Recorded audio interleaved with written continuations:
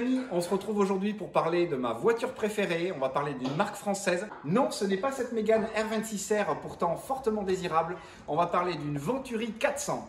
Alors des Venturi 400, il y en a eu deux types. Il y a eu des Venturi 400 GT d'un côté et des Venturi 400 Trophy.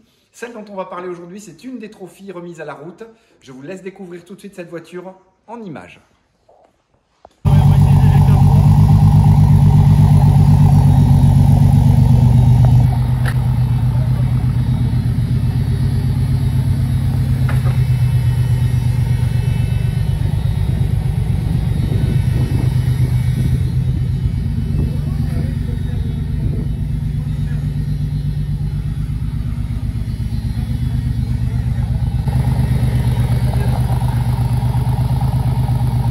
Aujourd'hui, on se retrouve chez mon pote Simon, Cobalt Automobile, où la voiture est stockée. C'est ici qu'on fera l'ensemble des vidéos et des travaux jusqu'à la nouvelle cartographie. Donc la voiture est dans un état exceptionnel, elle n'a que 15 000 km. Je vais vous la montrer, on a déjà pas mal avancé le boulot. L'auto est déjà en grande partie démontée.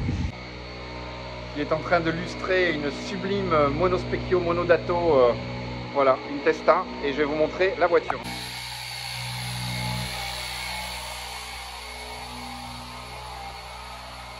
Donc il y a beaucoup de merveilles ici dans ce garage. Voilà l'auto sur lequel on a déjà pas mal bossé. Le démontage de tout le masque avant pour pouvoir refaire les retouches de peinture. Il y aura je pense 2 ou 3 épisodes sur cette voiture. Donc il y a eu très peu de 400, il y a eu 13, 14 ou 15 400 GT qui étaient des versions civiles. Il y a eu ensuite 73 versions Trophy. Je mets les chiffres vraiment entre guillemets, je ne connais pas les chiffres par cœur. Une dizaine ont été reprises par l'usine pour une homologation route. On reconnaît les 10 qui ont été repris par l'usine pour une homologation route. Je vous montrerai une autre voiture qui fait partie de ces 10 parce qu'elles avaient le masque avant et le masque arrière de GT. Alors le masque avant, c'est facile à reconnaître. Elles n'avaient plus les phares sous ouverts, elles avaient des pop-up. Et l'arrière, il y avait ici au niveau des feux de E21, je ne sais pas si on va pouvoir le voir. Ici, voilà, au niveau de l'arrière, il y avait un léger décroché qui permettait de voir les phares au niveau latéral. C'est comme ça qu'on reconnaît les 11 de l'usine, ou les 10 ou les 11 de l'usine, suivant les registres des autres Trophy. Celle-ci est une version aussi relativement rare parce que c'est une homologation par Elia, donc qui avait donc les vitres ouvertes à la place des glissières. Elle n'a plus les freins en carbone, elle a désormais des freins acier. Ça a été très bien fait parce que sur la route c'était un peu dangereux, mais c'est pas une homologation sauvage par l'Angleterre. On a tout le dossier sur cette voiture de son homologation par Elia. C'est assez rare d'ailleurs d'avoir le dossier. Je vais vous montrer les travaux qu'on a entrepris et on va finir par une petite vue d'ensemble donc de ce qu'on trouve chez Simon. Donc la Testa sur laquelle il est en train de travailler. À côté, vous allez voir une Metro 6R4 qui est une voiture de groupe B, qui était une des rares voitures de groupe B sans turbocompresseur avec un moteur avec un V6 qui était le V6 de la Jaguar XJ 220. Donc un V6 Atmo avec 6 papillons, vraiment une dinguerie. Voilà, vous pouvez l'apercevoir là-bas au fond. La Testa sur laquelle il est en train de bosser. Ici une 355 Challenge. Ici une Porsche, une 911S de 66. Ça commence à valoir un bon billet ces choses-là. Ici vous pouvez reconnaître l'Aston Martin de Guigui qu'on voyait dans une de mes vidéos en boîte manuelle. Et voilà, et plein de jolies choses. Alors voilà où on en est sur le projet de la Venturi. Donc Max a démonté les triangles ici. Donc ici, insertion des triangles inférieurs, les supérieurs ici. On a démonté les roues, on a démonté le fond plat dessous qu'on est en train de nettoyer. Tout va être repeint, nettoyé, mais la voiture est en très bon état. Elle n'a que 15 000 km. Donc voilà, aucune fissure sur la caisse ici, sur les angles. Elle a une peinture d'une qualité remarquable. On a donc déjà démonté les trains roulants qui sont ici. Deux suspensions avant qui, ça y est, ont été nettoyées, qui sont en très bon état, c'est des Bilstein. On a démonté les triangles qui avaient été repeints à l'époxy par le précédent propriétaire, donc ils sont en très bon état, mais on va les repeindre juste en noir, histoire d'enlever cette couleur pas terrible. Simon a nettoyé les passages de roues, donc la voiture est vraiment dans un état neuf. Ici, donc, on a les jantes avec les pneus slick, qui viennent d'une autre voiture, mais qu'on a utilisé pour celle-ci le temps de refaire les roues. Et ici, les fusées qui sont en très bon état, les roulements et tout va bien. Les centres de roues sont en peinture neuve, donc on va remonter à partir de ces centres de roues là. Il faut qu'on polisse les voiles. On a également acheté les pneus sur du Michelin Pilote super sport en 2,85-35 derrière et devant en 2,45-40-18. On va en profiter pour remplacer toutes ces gaines qui se sont usées avec le temps. Mais au niveau du freinage, c'est nickel. Toutes les plaquettes sont neuves. Il y a juste besoin d'un petit nettoyage. On va repeindre également la barre stabilisatrice. Et tout le reste, voilà, c'est que du nettoyage. La caisse est en très très bon état. Tout le masque avant est démonté. Simon a déjà tout amené à la carrosserie chez Laurent pour à la fois repeindre le pare-choc avant qui avait une fissure au milieu et revernir le capot. Le volant que Simon voulait mettre dans la Venturi, je lui ai dit que c'était vraiment pas tout à fait le style recherché. Donc on va partir sur un volant, on va dire, d'inspiration un peu Ferrari années 80-90 avec un klaxon Venturi, voilà, absolument superbe. Malheureusement, on peut pas le monter sur la voiture parce que ça c'est un moyeu avec 6 trous. Il nous faudrait un moyeu avec 5 trous qui est un peu plus rare. Donc il faut que j'arrive à regarder avec les numéros de série qu'il y a dans ce moyeu, savoir de quelle voiture il vient. Allez, L6807, je vais regarder à quoi ça correspond. eBay nous apprend que le moyeu vient d'une Peugeot 205. En revanche, impossible de trouver des moyeux de Peugeot 205 en 5 trous, donc il faudra fraiser celui qu'on a déjà. Ici, on voit bien que c'est une version décatalysée, celle-ci. Donc collecteur extérieur, direct. Là, on va sortir tous les trains roulants, pareil. Hein. Tout avait été repeint en bleu lors de la réfaction des trains arrière. Donc tout ça, ça prendra un petit coup de noir. Et ensuite, on fera la grosse révision moteur, une nouvelle cartographie. Ici, il faudra mettre un petit catch-can en aluminium, ça sera plus joli. Et le deuxième côté est nettoyé, c'est nickel. Ici, il y a eu une très belle fabrication d'un réservoir, d'un petit réservoir tampon qui relie les deux réservoirs. Voilà, pour éviter le déjaugeage sur circuit. Donc les deux réservoirs, droite et gauche, se réunissent ici au milieu. La pompe, puis direct au moteur. Le dessous de la voiture est ultra sain. Elle n'a même pas de traces de frottement, c'est hallucinant. Les petites plaques ici qu'il y avait ont été refaites en carbone. Voilà, il y a juste besoin d'un bon nettoyage. Une fois les triangles poncés, j'applique 2 couches de noir à châssis.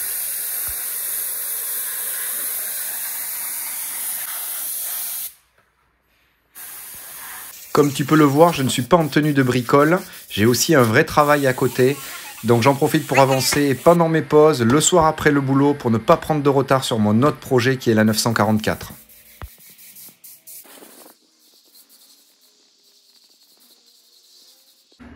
On va laisser sécher et on remontera ça la semaine prochaine. Ouais, on s'en bat un peu les couilles. C'est vrai que tu as l'air d'un gogol là, c'est assez hallucinant. Et donc voilà, donc les triangles qu'on a peints viennent d'être remontés par le dit bricoleur. Ici, donc, nous avons les fusées sur lesquelles j'espère qu'il va mettre un petit coup de nettoyage avant de les monter. Voilà, donc des beaux triangles tout refaits à neuf. Ah, je me disais, nickel, la durite. Maintenant, on va sortir la barre stab. Ici, on va défaire là et on va faire coulisser au travers du compartiment moteur. Ça laissera de la place pour pouvoir mettre un coup de propre dans le compartiment. Allez, au-dessus de la sienne, nous allons nettoyer.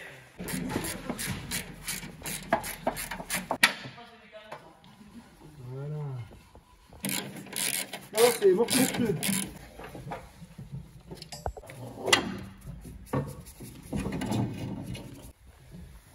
Et ça.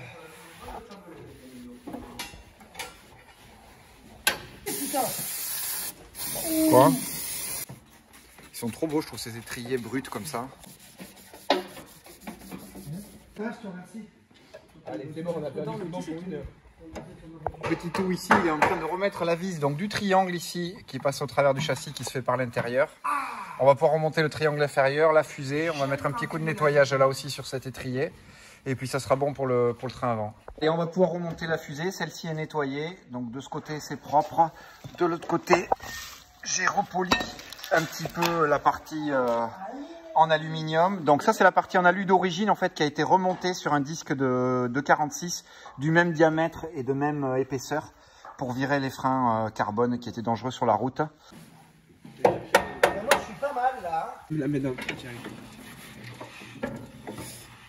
Allez. Alors soi-disant pour Maxime c'est pas compliqué vu que c'est le meilleur. Tu arrives Maxime? Ah, ça a l'air dur. C'est un peu lourd, c'est vrai. Rapidement réassembler les amortisseurs avant de les monter sur la voiture. On va faire un petit nettoyage des ressorts et puis on remet tout ça sur la voiture. Maxime a remonté la fusée ici, l'étrier et ce côté-là, ça sera bon. Intéressé par les jantes, il m'a fait batailler pour rien. Ça me saoule ça. Et les deux petites coupelles, ça et les... Vas-y. Allez, c'est bon. Mais non, j'ai pas envie. J'ai pas mis Fallait la mettre avant. Allez, voilà, tout est monté, c'est superbe. Grâce à ma force pure, j'ai réussi à remonter tout ça tout seul, sans l'aide de lui. Ouais, c'est ça. Il a même pas serré sur L'autre, il a pas réussi à Heureusement qu'il y a Brice pour être sympa parce que les deux autres, c'est des gros tachons quoi. Comme j'ai dit, c'est moi le chef, les gars. tout ça pour un tacos. Je suis content. Tout ça pour un tacos, mais c'est ça. C'est à quelle heure les tacos? À 23h, sinon elle te ferme la porte au nez. C'est bien, t'as remis les coupelles en haut, comme ça on va les perdre. Non, normalement sur celui-là, Étienne. T'as la clé de 19? Non, c'est pas dit.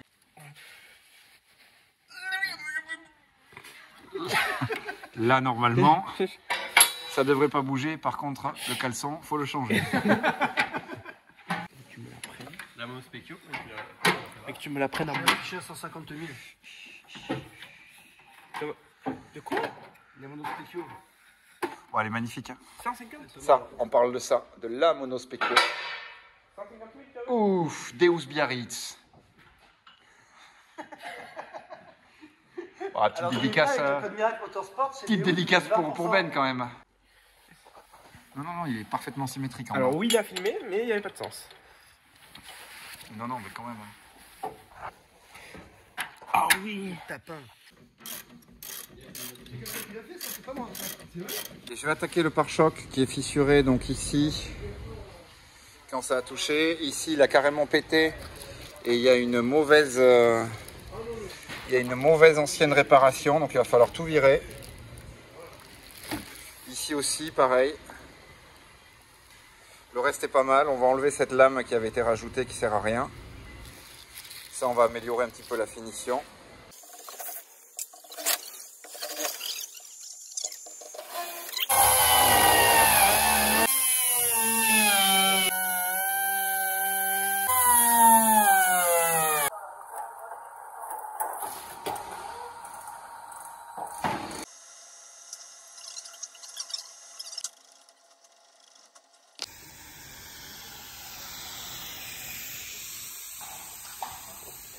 Voilà, je suis venu au bout de la lame en caoutchouc. Donc voilà, il y a un peu de travail, il y a quelques fissures. Mais on se rend compte qu'il y a déjà eu quand même pas mal de réparations déjà dans le passé. Sur la partie basse, on va commencer par gratter tout ça.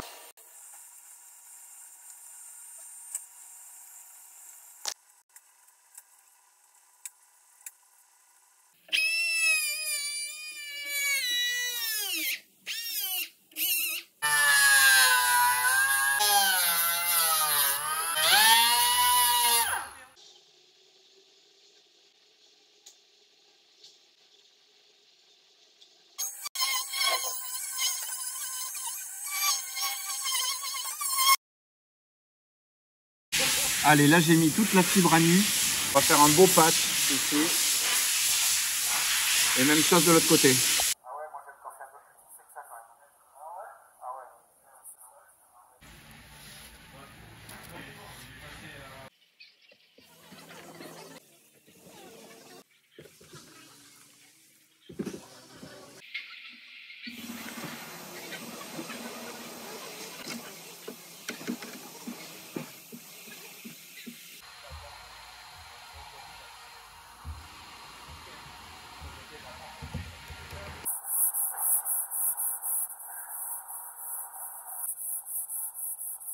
À force d'avoir peint plusieurs fois le pare-choc et qu'à chaque fois ça a été fait poncer à la main, l'arête intérieure avait complètement disparu.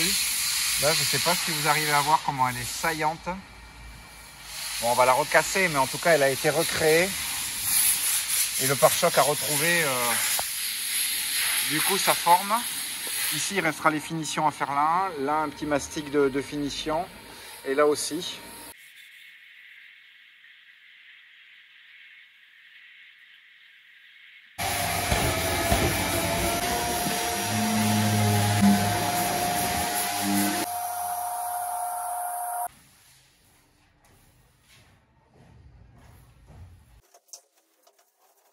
C'est vrai que c'est la partie la plus vulnérable sur la Venturi 400.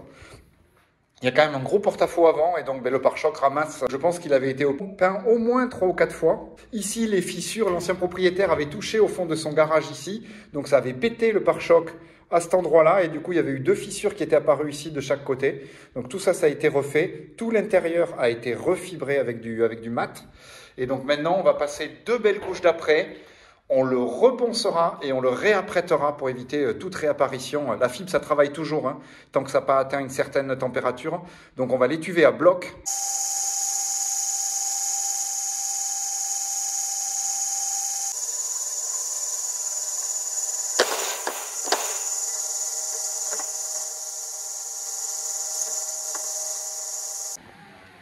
Le pare-choc en après. On avait déjà un pare-choc en bon état, mais bon voilà, il méritait que les lignes soient redessinées, voilà, qu'ils soient refaits, repréparés tout à la cale pour pouvoir faire réapparaître toutes ces lignes-là qui sont hyper importantes. C'est le problème des pare-chocs en fibre, c'est que les gens en fait poncent ça sans cale, sans scotch, et c'est bien de pouvoir les marquer, en fait, de dessiner bien les lignes pour pouvoir faire ressortir les arêtes, notamment ici l'arête du bac. Là, on a une arête vraiment, on le voit ici quoi. On a une arête vraiment très marquée, très belle. On va le laisser reposer une quinzaine de jours et puis on peindra dans 15 jours. J'ai démonté les grilles de pare-choc qui n'avaient jamais été démontées au fur et à mesure des différentes peintures. Donc voilà, les grilles sont complètement tordues, elles ont souffert peut-être des gravillons, je ne sais pas. On va se mettre sur le marbre mobile, pardon, et on va essayer de redresser tout ça au mieux. Elles étaient montées derrière, mais je les ai bombées.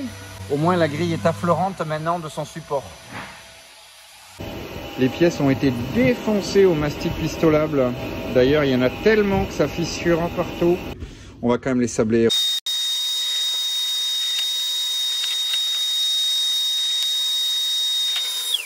C'est surprenant, mais les grilles ne se sont pas déformées au sablage. Allez, comme la dernière fois, un coup d'après époxy et un coup de noir satiné.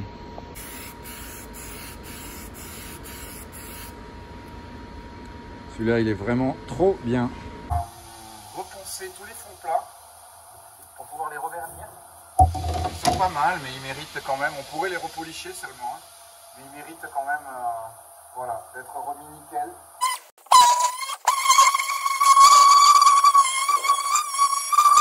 Petite finition au papier 500.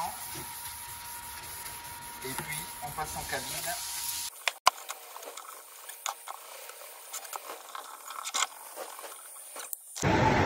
Voilà, les pièces sont prêtes à vernir, tout est dégraissé. On va laisser sécher un peu, mettre un tampon d'essuyage et on vernit.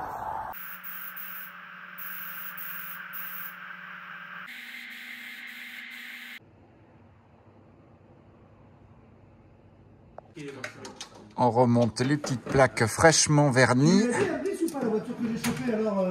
Voilà. De quoi ?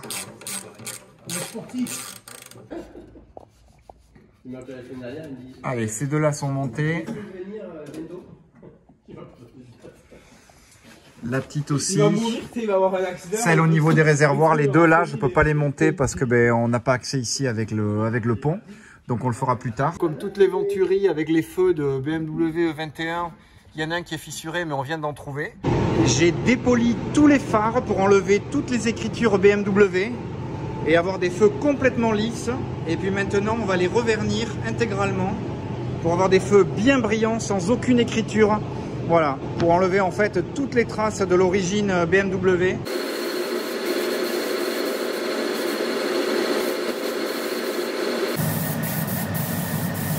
Une autre petite pièce de fête. J'ai mis la dose.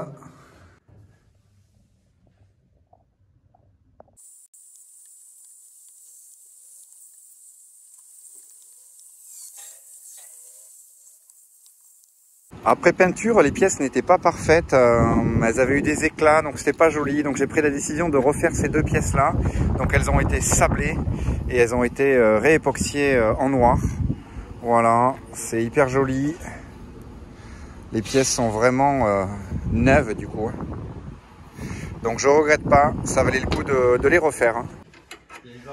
Donc Maxime a démonté les disques arrière avec les tubulures de refroidissement. On va sortir tout le train, donc les deux barres ici, la barre anti-roulis, les biellettes, le triangle supérieur. On va sortir les suspensions aussi. Et on remplace toute la visserie des passages de roue par de la visserie inox, bien neuve. On voit à quel point la voiture est préservée. Allez, les trains sont sortis. Ici aussi, il y a un peu de boulot, hein, c'est assez crade. Les passages de roues ont été nettoyés. On leur mettra un peu de brillant. Ici, on fait un petit nettoyage donc des dessous, mais c'est impeccable. On nettoiera un petit peu cette durite en aluminium. Et puis là, on va sortir le deuxième demi-train pour faire la révision. Et puis là, on a un accès super au turbo. Même ici, c'est nickel. On fera peut-être le joint de carter parce que c'est un peu gras dessous. Mais comme on peut le voir, la voiture est dans un état exceptionnel. La boîte, bon, ça, elle avait été refaite déjà. Et ici, donc, les silencieux avec suppression des katas. On remontera peut-être des landas pour faire la cartographie. La barre stable est de nouveau en place. La petite bielle pendante ici. Les triangles peints, voilà. Tout est nickel, tout est neuf. Vu qu'il est difficile de connaître l'état des durites Avia, on a pris la décision de les changer. Donc, on a fait faire des durites ici Avia sur mesure.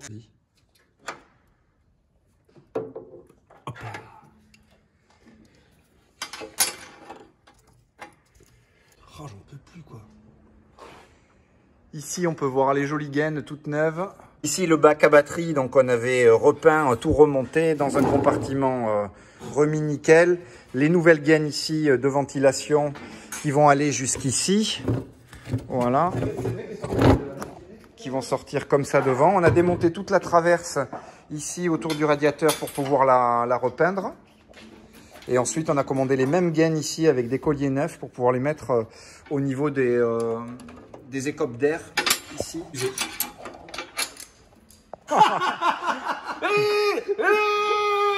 C'est serré. Allez, c'est tout bon. Ouais, C'est serré la grosse vis, ça, Christophe? Tu veux que je le fasse, Simon? Je suis pas sûr d'être sur les copes en fait. Parce que la prochaine, tu te fais le calbar. Franchement, je te jure, je le dis en public, mais je suis vraiment pas serein avec toi sur mon canapé ce soir, je te le dis. Je pense que t'es pire que moi. Tout à l'heure, ça fait des bulles, toi.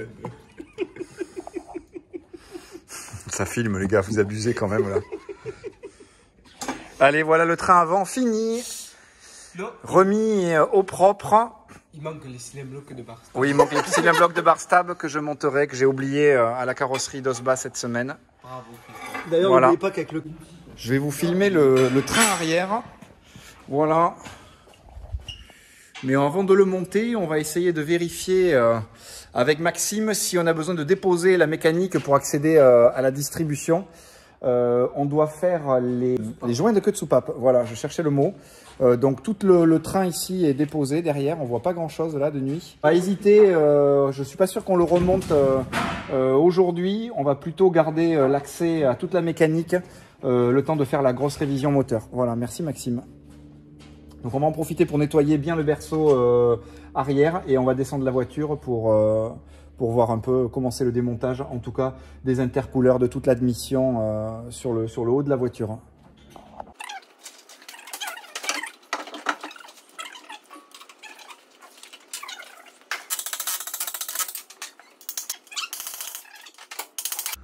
Et quand tu tapes Etrialcon, plaquette, tu tombes que sur ça. Regarde, ça ressemble quand même. Non, le truc, c'est des plaines en fait. Ça, c'est des plaines. T'as regardé ce qu'il peut rentrer d'autre là-dedans, là, ou ça rentre pile poil? Parce que vu qu'elles sont éclatées, on aimerait bien quand même les changer. Essaie de rentrer là pour voir. Et avec ce rêve, t'as rien qui sort? Non, mais j'arrive pas à bien la lire, la ref. T'as une deuxième plaquette là? Allez, on remplace les soufflets sur les rotules. Mais bon, vaut mieux s'inquiéter que de se faire baiser.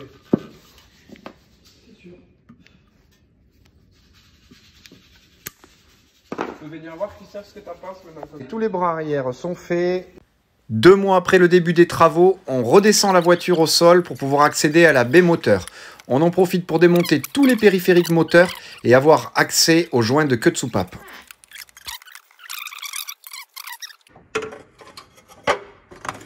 C'est pourquoi c'est vachement bien? Pour faire les intérieurs de... Là, il y a des trucs à... Il y a des trucs à réparer, là. On va refaire des soudures. Là aussi, on va ressouder les boîtes à air ici pour supprimer ça. On va essayer de faire ça propre. C'est pas joli, ça.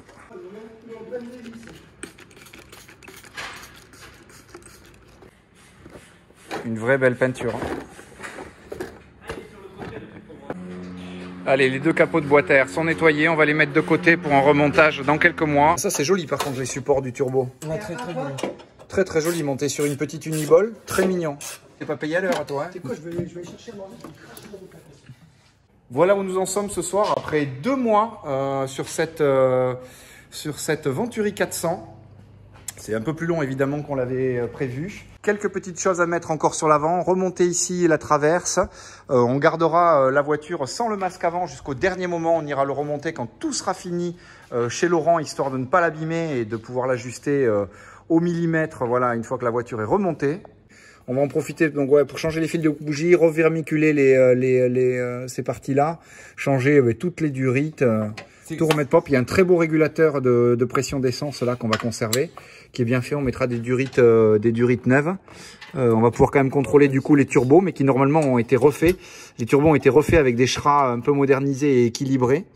Je vais en profiter pour nettoyer les cylindres blocs de bar stab et toutes les petites rondelles. On va tout mettre directement comme ça aux ultrasons avec le détergent pour faire revenir le bichromatage nickel.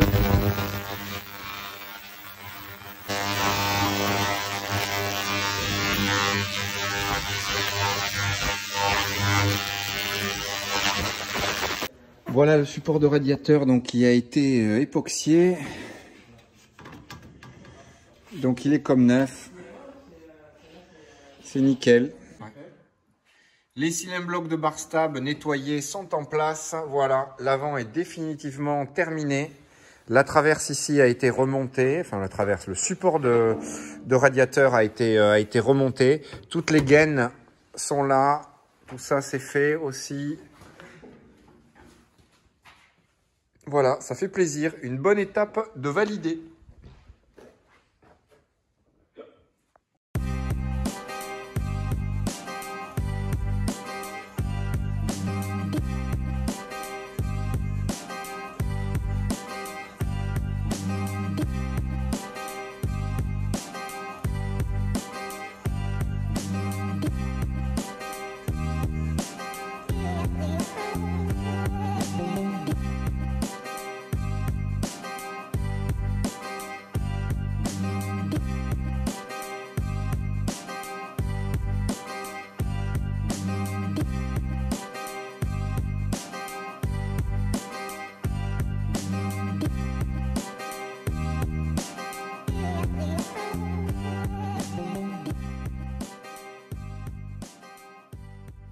Allez, on termine ce soir l'épisode 1 de la Venturi. On a bien avancé. Le polissage du voile, le démontage des trains, un peu de peinture, le pare-choc, les triangles, l'AB moteur.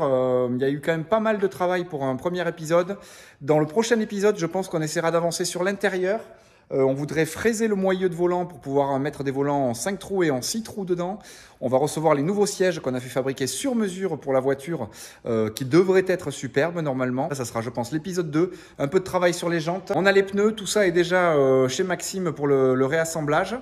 Donc voilà, et ensuite on attaquera le gros du sujet, c'est-à-dire reprogrammer le moteur, remettre au clair en fait toute la baie moteur ici derrière, et voilà, après ça normalement on devrait commencer à faire les premiers essais routiers, mais à mon avis on en a encore pour quelques mois. Allez, n'hésitez pas à commenter pour nous dire ce que vous pensez de cette auto. Nous tous les trois ici on est fans. Tiens, ben voilà, Simon arrive, il arrive avec les casse-croûtes. Le cadre de frein, hein. Le Il glisse pas beaucoup, hein. Comment ça? D'ailleurs, on... Mais quel enculé celui-là. Allez, on vous laisse. À plus les gars, ciao.